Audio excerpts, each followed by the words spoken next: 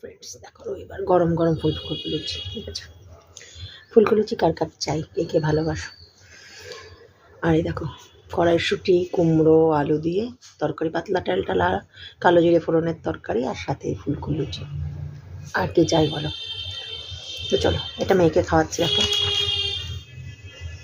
এটা ধোয়া উঠছে, দেখো লুচি দেখেছো কেমন?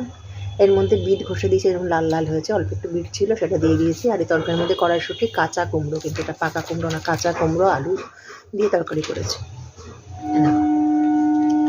চলো, তোমাদের প্রত্যেককে চিকেরই ব্রেকফাস্ট হলো, জানিও সানডে বলে কথা, রবিবার একটু স্পেশাল না হলে না, রবিবার দিন কিন্তু একটু লুচি লাগে, তো সেই জন্য বাড়িতেই বানিয়ে নিয়েছি বিটের লুচি, সাথে এই তরকারি, হেলদি এবং টেস্টি, বাচ্চারাও টকটকিয়ে খেয়ে নেবে। রবিবার তো মেয়ের একটুখানি স্পেশাল চাই, আমার মেয়ের অবশ্যই প্রতিদিনই চাই।